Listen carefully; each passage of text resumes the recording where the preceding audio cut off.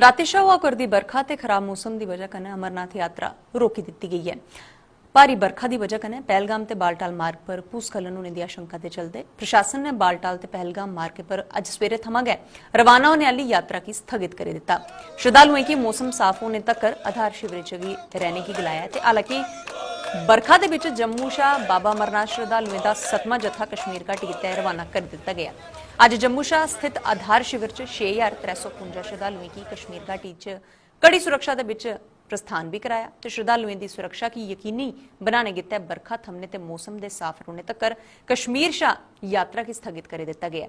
शिविरें च रोके गेदे श्रद्धालुओं की किसी चाल्ली की कोई भी परेशानी नहीं है ते दोने आधार शिविरें च श्रद्धालुओं गित्तै पर्याप्त प्रबंध भी किए गेदे ने। तुसें गी दसदे चलचो पिछले 6 दिनें च 65,000 थमां भी श्रद्धालु है जिहड़े अमरनाथ की पवित्र गुफा च विराजमान बाबा बर्फानी के दर्शन करिए वापस परतोई चुके हैं। इस दौरान 5 लोगों की जान भी गई है ते सेना अर्धसैनिक बल ते कन्नै बक्ख-बक्ख विभागों की टीमां लगातार मार्ग पर नजर भी बनाई गई हैं। बहुत ही अच्छा लग रहा है, पहले से भी बहुत ही बेहतर है।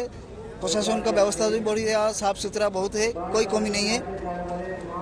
सबको यात्रा मंगलमय हो, कोई डरने वाली कोई बात नहीं है। बहुत ही अच्छा है, सब कुछ बंदोबस्त अच्छा है, भोलेनाथ का कृपा है, कोई दिक्कत नहीं है। व्यवस्था बहुत ही अच्छा है सर, साफ सुथरा, प्रशासन का भी व्यवस्था सब कुछ सिस्टम वाइज है, कोई दिक्कत नहीं है सर।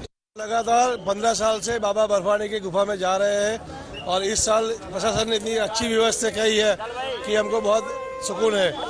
जो 370 कलम हटाई है उससे हम खुश हैं। जो इस साल ये पंजीकरण में जो स्मार्ट कार्ड दिया है उससे अच्छा बहुत यात्री को सुविधा मिलेगी।